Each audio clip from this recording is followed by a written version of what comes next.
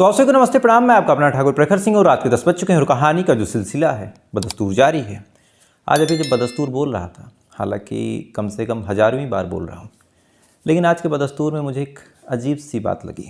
अब क्यों लगी और इसके पीछे की क्या कहानी है वो आज आपको वीडियो के आखिर में बताऊँगा। और कई लोगों के ऐसे मज़ेदार कमेंट हैं, कुछ लोग कमेंट शायद सीरियस भी हैं, तो कुछ ऐसे कमेंट्स भी आज उठाऊँगा और उनके जवाब दूँगा। तो उम्मीद है आप लोगों को वीडियो पूरा देखना चाहिए। वैसे तो आप लोग डेली देखते हैं।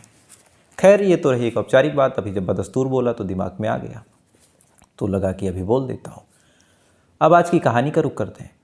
और आज की कहानी की बात करूँ तो हमारी जनरेशन ने, खासकर जो मेरी जनरेशन है, उस जनरेशन ने तरक्की बहुत की, अपने बड़ों से ज़्यादा तरक्की की। कम उम्र में ही हमने ज़्यादा चीज़ें सीख ली। शायद जो टेक्नोलॉजी हमारे माँ बाप या फिर हमारे बुज़ुर्ग नहीं जानते, जो कम यूज कर पाते हैं, वो हम बखूबी चला लेते हैं। कई ऐसी चीज़ें हैं कि हमारे बुज़ुर्गों को करने में एक बार पढ़ना पड़ता है, सोचना पड़ता है। वो चीज़ें हमारे फिंगर्स पे होती हैं, मसल्स मेमोरी में होती हैं कि हम आँख मूंद के भी व्हाट्सअप चला सकते हैं। आँख मूंद के भी कुछ ऐसे शॉर्टकट हैं जो हमारी उंगलियों पे सेट हैं कि यहाँ क्लिक करना, फिर यहाँ क्लिक करना। कई ऐसी चीज़ें हैं जो हम पढ़ते भी नहीं, बस क्लिक कर देते हैं। क्योंकि बचपन से ही हमारे हाथों में मोबाइल फ़ोन थमा दिया गया। मेरे बाद वाली जो जनरेशन होगी, यानी जो अब मेरे भतीजे हुए हैं, शादी होगी तो फिर जो मेरा बेटा या फिर जो मेरी बिटिया होगी, वो शायद मुझसे भी या फिर हम लोगों से भी आगे निकले। वो कुछ और ज़्यादा ही चीज़ें जानते हो। अब सुनने में, कहने में ये तमाम चीज़ें बड़ी अच्छी लगती हैं, लेकिन जब इसके दुष्परिणाम निकल के सामने आते हैं, जब ऐसी चीज़ें हम सुनते हैं और ऐसी कहानियाँ जो आपको मैं सुनाने जा रहा हूँ, जब वो हम लोगों के सामने आती है, तो एक बार बड़ा अजीब लगता है कि शायद हम पहले ही अच्छे थे, जब इतनी चीज़ें नहीं थी, जब इतनी ज़्यादा जानकारी नहीं थी। चूँकि हम लोगों के साथ, खासकर हम हिंदुस्तानियों के साथ एक समस्या है, खासकर जो नई जनरेशन के लोग हैं। हमें पूरी दुनिया, पूरी आज़ादी, तमाम चीज़ें वेस्टर्न कल्चर जैसा चाहिए, लेकिन इज्जत और बाकी हक जो हिंदुस्तानी सभ्यता है वही चाहिए। तो दोनों चीज़ें पॉसिबल नहीं है। इस बारे में भी आपको भी एक इंटरेस्टिंग बात बताऊंगा। तो पूरी कहानी क्या है और ऐसा सब कुछ क्यों कह रहा हूँ, अब आपको सिलसिलेवार तरीके से बताता हूँ। और इस कहानी की शुरुआत होती है राजस्थान के बांसवाड़ा से। राजस्थान के बांसवाड़ा में एक थाना लगता है सल्लोपाठ, और इसी थाना में एक गांव पड़ता है। अब गांव का नाम और बाकी लोगों का नाम आपको नहीं बताऊंगा, उसके पीछे भी एक कहानी है। इसी गांव में एक परिवार रहा करता था। परिवार में एक लड़की थी, उसका नाम भी काल्पनिक ही बताऊंगा आपको। लगभग 15 साल उम्र, नाम आप सरिता मान लीजिए। ठीक ठाक परिवार से बिलोंग करती थी, पढ़ने लिखने की काफ़ी शौकीन थी। तमाम लोग उसकी पढ़ाई लिखाई की मुरीद थे कि बिटिया पढ़ने में बड़ी अच्छी है, बड़ी तेज़ तर्रार है।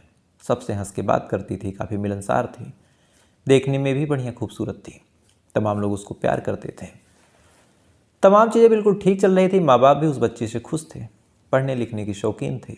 हाई स्कूल में इस बार वो गई थी, लिहाजा हाई स्कूल को लेके अक्सर बच्चों के मन में टेंशन होती है। पहली बार वो बोर्ड एग्ज़ाम में बैठते हैं। इस वजह से ये बिटिया भी बेहद तेज़ तर्रारी दिमाग के साथ पढ़ाई लिखाई करती थी, ट्यूशन वगैरह भी जाती थी। रोज़ स्कूल जाती, स्कूल से फिर वापस आती 4 बजे तक, खाना वाना खाती, कपड़े वगैरह चेंज करती, फिर 5 बजे निकल जाती ट्यूशन के लिए। यही सिलसिला इसका कई महीनों से चल रहा था। 1 तारीख की बात है, 1 फरवरी, यानी इसी महीने की पहली तारीख की। सरिता अपने घर से कह के निकलती है कि वो कोचिंग के लिए जा रही। रोज़ का उसका रूटीन था। घर वाले कहते हैं कि जाओ। तैयार होती है, अपना बैग लेती है, बैग लेने के बाद चली जाती है। अब जाने के बाद कायदे से उसको 6:30 बजे तक वापस आ जाना चाहिए था, क्योंकि 5 बजे से निकलती, 10-15 मिनट जाने में, फिर 1 घंटे कोचिंग, फिर 10-15 मिनट आने में।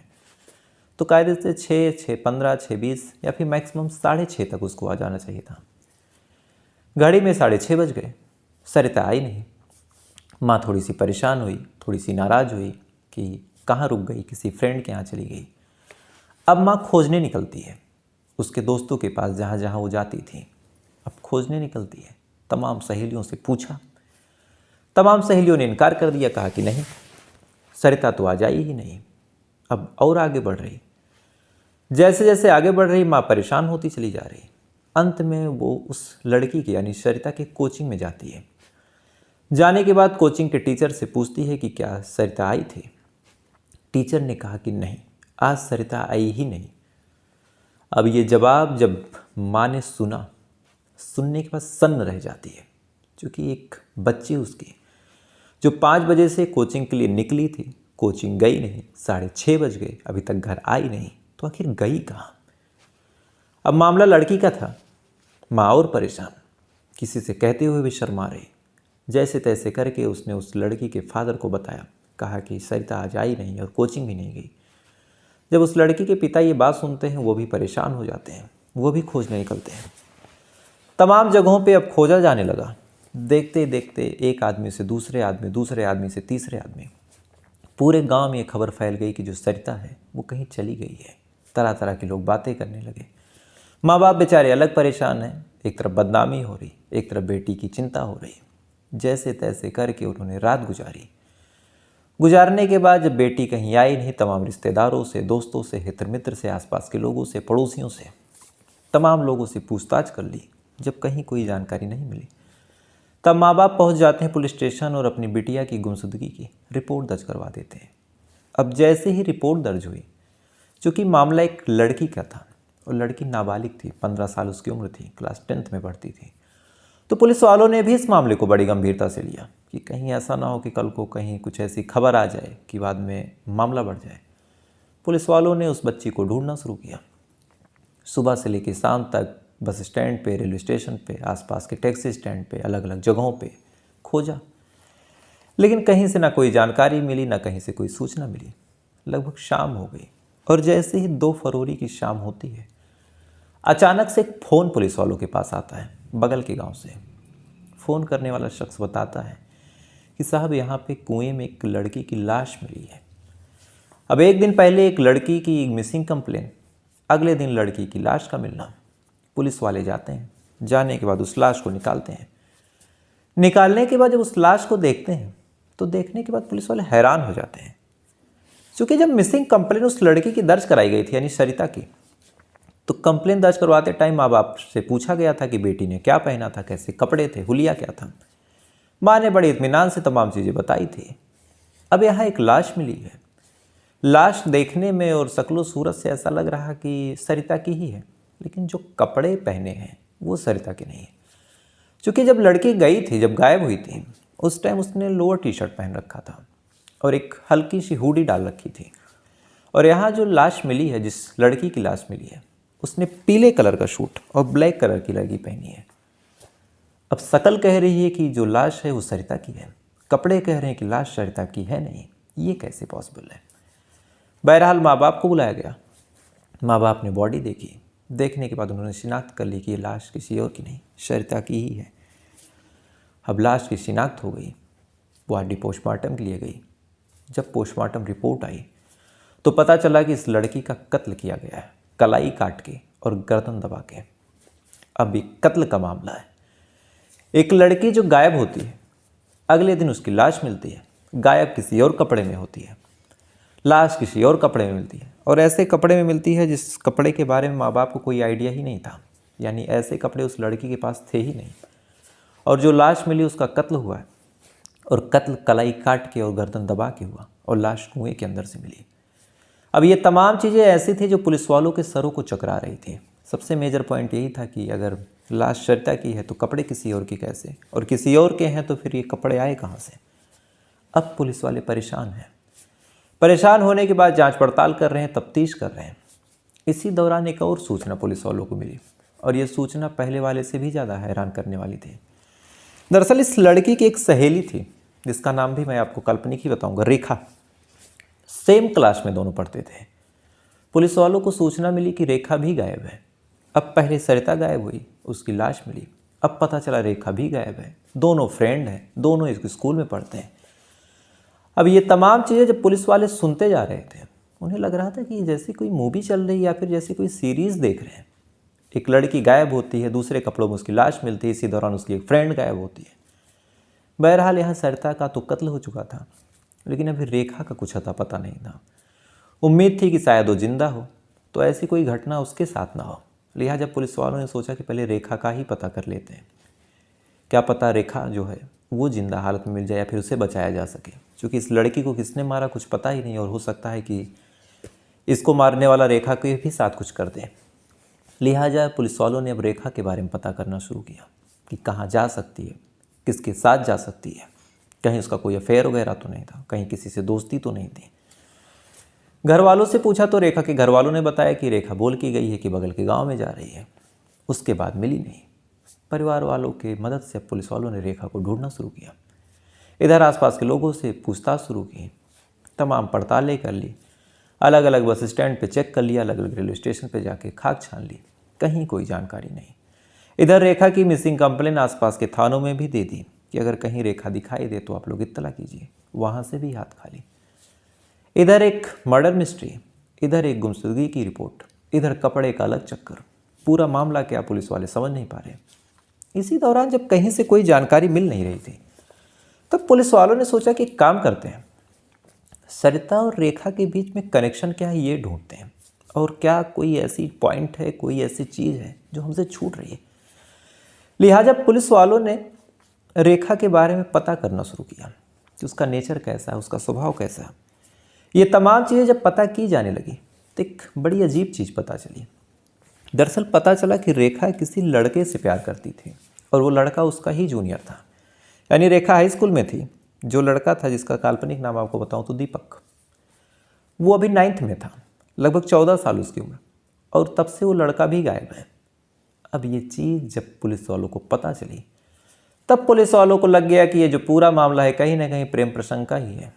पुलिस वालों ने अब रेखा और उस लड़के दीपक को ढूंढने का फैसला किया। नंबर को सर्विलांस पे लगाया, दीपक का नंबर ढूंढा, इधर रेखा का भी नंबर जो था उसको सर्विलांस पे लगाया। जब लास्ट लोकेशन साइबर टीम की मदद से चेक की गई तो पता चला कि लास्ट लोकेशन जो है गुजरात के गांधीनगर की है, यानी ये दोनों लोग अभी सेफ हैं। पुलिस की एक टीम फ़ौरन गुजरात के गांधीनगर जाती है। जाने के बाद तलाशना शुरू करती है। लगभग 27 ऐसी बसें थी जिनको बारीकी से खंगाला गया। एक एक बस में पुलिस वाले जाते, जाने के बाद चेक करते, चेक करने के बाद तलाशते। लगभग 27 बस तलाशने के बाद 28वीं बस में रेखा दीपक के साथ मिलती है गुजरात के गांधीनगर में। यानी कम से कम ये गनीमत थी कि जो रेखा है वो अभी सुरक्षित है। पुलिस वाले रेखा को अपने साथ लाते हैं, साथ ही उस नाबालिग लड़के दीपक को भी लाते हैं। लाने के बाद उनसे एक बात पूछी जाती है कि तुम दोनों गायब हुए वो ठीक है, लेकिन सरिता कैसे मर गई। अब ये सवाल जब पुलिस वालों के मुंह से सुना तो पुलिस वालों की बातें सुनते ही जो रेखा थी और वो जो लड़का था वो घबराने लगा। घबराहट पुलिस वालों ने भांप ली। फ़ौरन कहा कि क्या तुम कुछ छुपा रहे हो। ये उखड़ गई बातों में अलग अलग जवाब देने लगे पुलिस वाले और सख्ती से पूछने लगे। और जब काफ़ी शक्ति बढ़ती गई तब इन्होंने अपना मुंह खोला और जो कहानी सुनाई, वास्तव में जो 3 मिनट शुरुआत में मैंने लेक्चर दिया उस पूरी बात को ये चरित्रार्थ कर देती है। दरअसल जो रेखा थी वो जब 9th में जाती है उसी दौरान उसे एंड्रॉयड फ़ोन मिल जाता है। फ़ोन पे वो social media, Instagram, Facebook, WhatsApp, इन तमाम चीज़ों को यूज करती, स्नैपचैट यूज करती। और इन्हीं तमाम चीज़ों को यूज करने के दौरान उसे अपने ही स्कूल के एक जूनियर से प्यार हो जाता है जिसका नाम था दीपक। दीपक उस टाइम 8th में था, ये 9th में थी। दोनों एक दूसरे से बातचीत करने लगते हैं, दोनों एक दूसरे को पसंद करने लगते हैं, प्यार करने लगते हैं। साल 1.5 साल गुजरने के बाद दोनों एक दूसरे के प्यार में काफ़ी सीरियस हो जाते हैं, एक दूसरे के साथ जीने बनने की कस्में खाने लगते हैं। आलम यह हो गया कि अभी 15-14 साल की उम्र में दोनों एक दूसरे से शादी भी करना चाह रहे थे, लेकिन डर था, दोनों एक गांव के हैं, ये समाज शादी स्वीकारेगा कैसे। माँ बाप जान गए तो हाथ पैर तोड़ के बैठा देंगे, एक दूसरे के बिना जी भी नहीं सकते थे, तो करें क्या। लगातार इसी चीज़ को लेके रेखा परेशान रहने लगी, ये टेंशन उसे खाई जाने लगी। इसी दौरान उसे क्राइम पेट्रोल देखने की आदत पड़ जाती है, अलग अलग चीज़ों को देखती, अलग अलग चीज़ों को सीखती। इसी दौरान उसने एक एपिसोड देखा। उस एपिसोड में एक लड़की थी, उसने एक लड़की का कत्ल किया और उसे अपने कपड़े वगैरह पहना दिए। पहनाने के बाद पूरी दुनिया ये मानने लगी कि यही लड़की मर गई और असल में वो बाहर जाके ऐश करने लगी। अब ये चीज़ जब रेखा देखती है तो उसे लगता है कि यार ये चीज़ें तो मैं भी कर सकती हूँ, लेकिन किसके साथ, किसे मारूँ। तब उसकी नज़र अपनी ही सहेली सरिता पे पड़ती है। इस बारे में उसने अपने बॉयफ्रेंड दीपक से जिक्र किया। दीपक ने भी कहा कि चलो ठीक है। इसके बाद इन्होंने प्लान करना शुरू किया, सरिता के साथ और दोस्ती गहरी करी, कब आती है, कहाँ जाती है, कितने बजे क्या किया जा सकता है, पूरा प्लान बना। प्लान बनने के साथ साथ फिर तमाम डेट, तारीख, ये चीज़ें मुकर्रर की गई। उसके बाद 1 तारीख का इंतज़ार हुआ। 1 तारीख को अपने घर से जो रेखा ये बोल के निकलती है कि बगल के गांव जा रही है। इतना बोल के निकलती है, उसके बाद एक खेत में छुपती है। उसी रास्ते से सरिता अक्सर जाया करती थी, इसे पता था। दीपक भी आता है। आने के बाद फिर ये लोग वहाँ इंतज़ार करते हैं। इंतज़ार करने के बाद सरिता आती है। अब सरिता उसकी फ्रेंड थी, उसने सरिता से कहा कि चलो तुमको कहीं घुमा के लाते हैं। सरिता कहती कि कहाँ कहता है कि चलो। तो सरिता भी इन दोनों के साथ चल पड़ती है। एक कुएं के पास जाके ये लोग सरिता के ऊपर अटैक करते हैं। पहले तो उसका गला दबाते हैं, फिर चाकू से कलाई काटते हैं। चाकू से कलाई काटने के बाद इस 15 साल और उस 14 साल के लड़के की आप हैवानियत देखिए। उसी चाकू से पूरे चेहरे को अलग अलग जगहों पे कट लगाते हैं ताकि जो चेहरा है वो ख़राब हो जाए, और जब कुएं में उस लाश को फेंके तो जल्दी सड़े। इतना करने के बाद पूरे चेहरे को, गर्दन को अलग अलग जगहों पे कट लगाने के बाद उस लाश को फिर ये लोग जो रेखा है उसका कपड़ा देते हैं, उसको पहनाते हैं कपड़ा। उसके बाद उस लाश को कुएं में फेंकते हैं। फेंकने के बाद भी ये दोनों लोग वहाँ से 9-2-11 हो जाते हैं और फिर सोचते हैं कि अब लाश इसी कुएं में सड़ जाएगी, और जब लाश निकलेगी और कपड़े से ही शिनाख्त पॉसिबल होगी तो दुनिया यही मानेगी कि जो रेखा है वो मर गई और सरिता कहीं भाग गई, और ये गुत्थी कभी सुलझेगी नहीं, और ये दोनों आराम से एक दूसरे के साथ रहेंगे। तो आप सोच के देखिए कि मोबाइल फ़ोन ने कैसे बर्बाद कर दिया लोगों को। तरह तरह के प्यार में तरह तरह की चीज़ें। खैर, अब देखते हैं इस मामले में क्या होता है। दोनों काफ़ी नाबालिग हैं, 16 साल के से भी कम है, तो शायद 2-3 साल बाल सुधार गृह में रहेंगे। और तीनों का नाम इसलिए नहीं बताया चूँकि तीनों नाबालिग हैं, और इसी वजह से मैंने गांव का भी पता नहीं दिया, क्योंकि कई लोग हैं खोज के पहुंच ही जाते हैं। तो फिलहाल ये थी पूरी कहानी, और अब आते हैं सवाल जवाब पे। और आपको याद होगा मैंने अभी शुरुआत में कहा था कि बदस्तूर बोलते टाइम बड़ा अजीब लगा। तो एक भाई साहब ने कमेंट किया था कि आप बदस्तूर जब बोल देते हैं तो मैं आपकी कहानी फिर सुनता ही नहीं हूँ, उस शब्द से मुझे इतना नफरत है। तो शायद किसी शब्द से इतनी नफरत एक तरह से आपकी पर्सनल प्रॉब्लम है, और सच बताऊँ इस शब्द को छोड़ भी नहीं सकता, चूँकि एक सिग्नेचर मूव बन गया है। तो शुरुआत से पहली दूसरी वीडियो से ये बोलता आ रहा हूँ। तो जो जिसका सिग्नेचर है उसको बरकरार रखना चाहिए। मेरा ये है तो मैं इसे मेंटेन रखूँगा। एक सचिन जी हैं, इन्होंने कमेंट किया, और साथ ही विकास राव जी का कमेंट है कि शायद सबसे ज़्यादा काम मुझे ही रहता है, मैं हमेशा घर से बाहर रहता हूँ। भैया घर का सबसे छोटा बेटा हूँ। और एक और बातें आपसे शेयर कर दूँ कि तमाम लोग, और इन्होंने एक लाइन और बोली थी कि आप जो हैं अक्सर बताते हैं कि मैं बाहर रहता हूँ, और इस फील्ड में और बड़े बड़े लोग हैं। इनडायरेक्टली उन्होंने शम्स ताहिर खान सर को और उस्मान सैफी सर को कहा, ये लोग नहीं कहीं जाते हैं क्या, या फिर ये बिजी नहीं होते हैं। तो एक बात ऐसी है कि जो उस्मान सर हैं चाहे शम्स सर हैं, इन्होंने अपना एक प्रॉपर स्टूडियो शहर में बनाया है, तो शहर में तमाम चीज़ें उन्हें मिल जाती हैं। ये लोग अपने घर वालों के साथ नहीं रहते हैं, यानी माँ बाप के साथ, दादा दादी के साथ। लेकिन मैं अपने माँ बाप के साथ, अपने दादा दादी के साथ अपने गांव में ही रहता हूं, और शहर में भी मेरा घर है, लेकिन यहाँ आना मुझे पसंद नहीं, चूँकि मुझे अपनी दादी के पास काफ़ी सुकून मिलता है। तो अगर कोई चीज़ मुझे चाहिए होती है तो उसके लिए मुझे अक्सर शहर आना पड़ता है, इस वजह से मुझे लेट हो जाता है, तो नहीं पहुँच पाता। और साथ ही ब्रह्म प्रकाश यादव जी का भी कमेंट आया था। नहीं, माफ़ कीजिएगा, ब्रह्म प्रकाश यादव जी का कमेंट नहीं आया था। दरअसल मेरा सवाल था कि दिल्ली के सीएम कौन थे सबसे पहले, तो उसका जो जवाब है वो है ब्रह्म प्रकाश यादव जी। दिल्ली के पहले सीएम यही रह चुके हैं। तो इस सवाल का भी जिन्होंने सही जवाब दिया उनको दिल से शुभकामना। और साथ ही आज फिर से सवाल जवाब का सिलसिला शुरू करते हैं। और आज का मेरा सवाल है कि उत्तर प्रदेश के पहले मुख्यमंत्री कौन थे। दिल्ली का तो आप लोगों ने बताया और मैं नाम नहीं ले पाया, लेकिन कल से फिर नाम लूँगा। तो आपको पता हो तो कमेंट करके बताइएगा, और नहीं पता हो तो कोई बात नहीं, कल का इंतज़ार कीजिएगा। साथ ही ऐसी वीडियो देखने के लिए, ऐसी कहानियों को सुनने के लिए वीडियो को लाइक करके, चैनल को सब्सक्राइब करके अपना प्यार दीजिएगा। तो आपसे कल फिर मुलाकात हुई किसी दूसरी कहानी के साथ। तब तक अच्छे रहिए, खुश रहिए, अपना ख्याल रखिए, अपने देश का ख्याल रखिए। जय हिंद, वंदे मातरम।